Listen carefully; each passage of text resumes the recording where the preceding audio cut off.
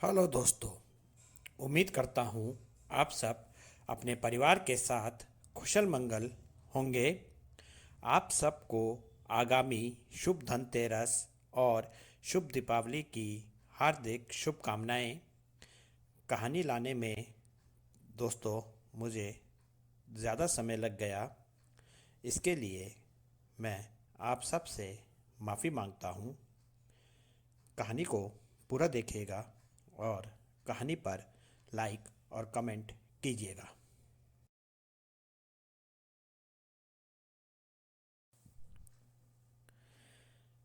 आज की हमारी कहानी है विवान का शिवानी के रूप में गरबा। यह कहानी का तीसरा भाग है। अगर आपने अभी तक कहानी के पहले दो भाग नहीं देखे हैं तो कहानी के इस भाग के साथ साथ कहानी के पहले दो भाग भी ज़रूर पढ़ लें, जिनका लिंक मैं इस वीडियो के डिस्क्रिप्शन बॉक्स में दे दूंगा। हमारे अपने चैनल को सब्सक्राइब करके हमें अपना सहयोग ज़रूर दीजिए।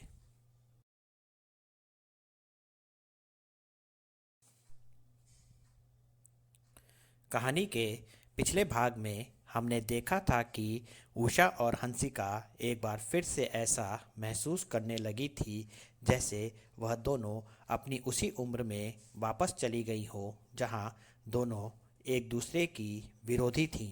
उन्हें ऐसा लग रहा था जैसे यह नृत्य प्रतियोगिता उनके बच्चों के बीच न होकर उनके बीच हो रही हो। उषा और हंसिका अपना सारा अनुभव जो उनके नृत्य ज्ञान को लेकर था अपने बच्चों को सिखा देना चाहती थीं।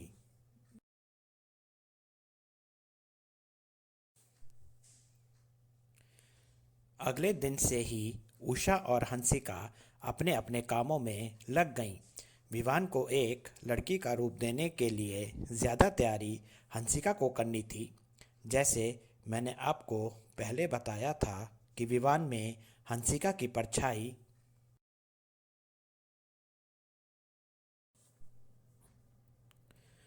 दिखा करती थी, इसलिए विवान के शरीर को लेकर हंसिका को ज़्यादा मेहनत करने की ज़रूरत नहीं थी। विवान का शरीर दुबला पतला था, उसके हाथों और पाँवों में बाल भी नहीं थे और युवा अवस्था होने पर भी विवान की दाढ़ी और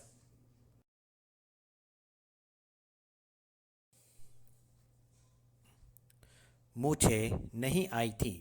विवान के बाल उसके कंधों तक बढ़े हुए थे, इससे उसके बालों में नकली चोटी लगाने में कोई परेशानी नहीं आने वाली थी। एक नर्तकी बिना साज श्रृंगार के अधूरी सी लगती है, इसलिए हंसिका ने विवान को नाक और कान छेदने को भी कहा। विवान उसके लिए भी तैयार था। हंसिका ने अगले दिन से विवान को नृत्य सिखाने की बात की और अगले दिन नृत्य सिखाने से पहले हंसिका ने विवान से कहा कि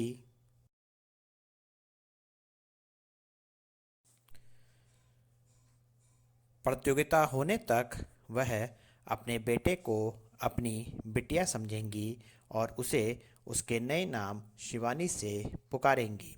उसी प्रकार वह भी हंसिका को अपनी माँ के साथ साथ अपनी गुरु माँ समझे। विवान ने अपनी गुरु माँ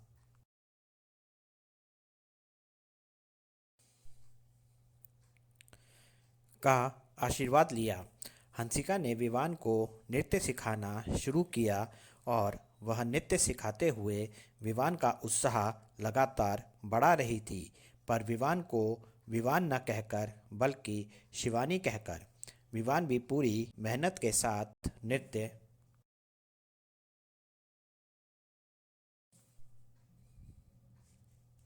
सीख रहा था। पर कुछ परेशानियां उसे नृत्य करते हुए बार बार आ रही थी।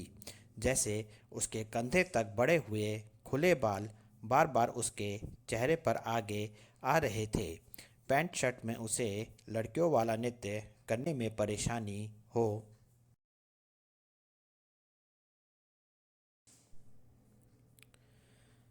रही थी। विवान की इन परेशानियों को हंसिका भी देख रही थी और उसने उसका उपाय भी ढूंढ लिया था। बालों के लिए हंसिका ने विवान के बालों की एक छोटी चुटिया बना दी और उस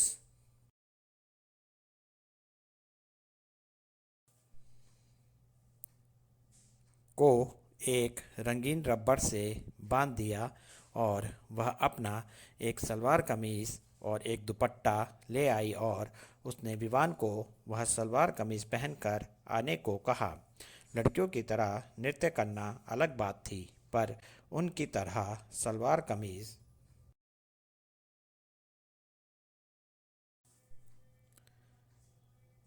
पहनकर नृत्य करना विवान को अजीब लग रहा था, पर वह जानता था कि हंसिका और उषा के बीच के मनमुटाव को दूर करने का इसके अलावा और कोई उपाय नहीं था।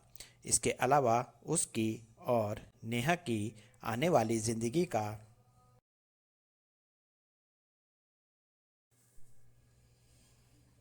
भी सवाल था। विवान ने हंसिका के हाथों से सलवार कमीज पकड़ा और उसे पहनने के लिए कमरे में चला गया। यह विवान की जिंदगी की पहली क्रॉस ड्रेसिंग थी। इस रूप में अपनी माँ के सामने जाने में विवान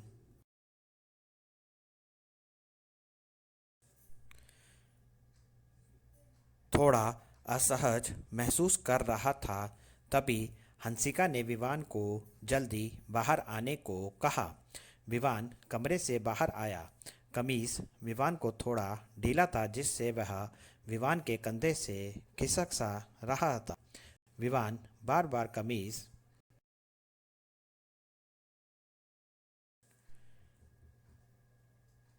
को कंधे से सही कर रहा था। विवान अपने मन में सोच रहा था कि उसकी माँ उसको इस रूप में उसे देखकर कैसा व्यवहार करेंगी, पर हंसिका के चेहरे पर विवान को सलवार कमीज में देखकर कोई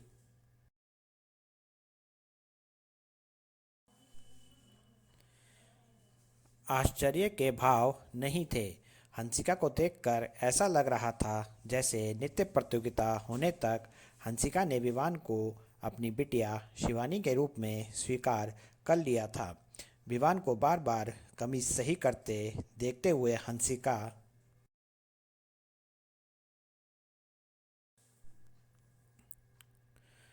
ने दुपट्टे को इस तरह से विवान के सलवार कमीज पर लगा दिया जिससे विवान की यह परेशानी भी दूर हो गई।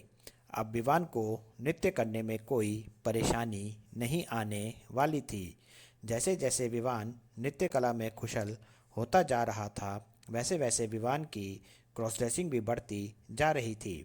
विवान की यह क्रॉस ड्रेसिंग और कोई नहीं बल्कि उसकी माँ हंसिका द्वारा हो रही थी। हंसिका को ऐसा लगता था कि विवान नृत्य की एक एक बारीकी को अच्छी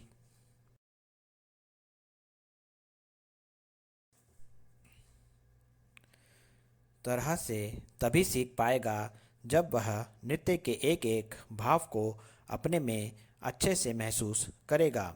एक नर्तकी के लिए उसके नृत्य के साथ साथ उसका श्रृंगार भी महत्वपूर्ण होता है। इसलिए हंसिका ने विवान के नाक और कान भी छिदवा दिए और विवान के कानों में लंबे लंबे झुमके और नाक में नथुनियाँ पहना दी थी। नृत्य करते समय हंसिका विवान की हाथों की कलाइयों को चूड़ियों और कंगन से भर दिया करती थी। विवान की कजरारी आंखों को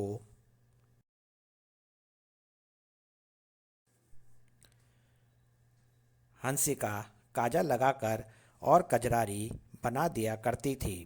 विवान के होठों पर हर रोज़ अलग अलग रंग की लिपस्टिक लगी हुई होती थी।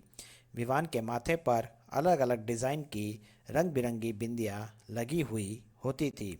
गले के लिए भारी सा हार होता था और विवान के पैरों में भारी भारी पायलियों के साथ साथ शोर करने वाले घुंघरू भी होते थे।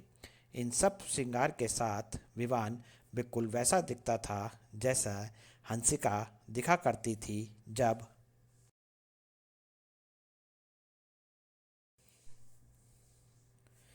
वह नृत्य किया करती थी।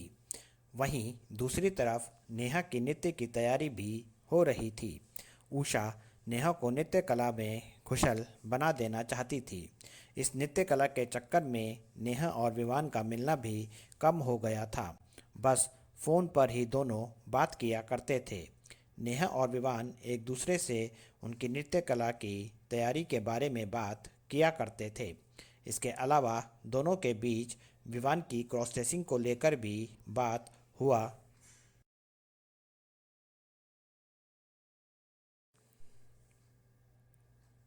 करती थी, जिसमें प्यार की मीठी नोक-झोंक होती थी।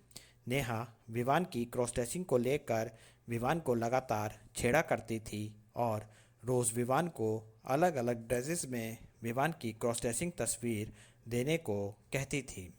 विवान नेहा की यह जिद पूरी करता था और अकेले में अपनी तस्वीर खींचता रहता था। नेहा विवान के क्रॉस ड्रेसिंग रूप की बहुत तारीफ किया करती थी, जिसे सुनकर विवान शर्मा जाता था।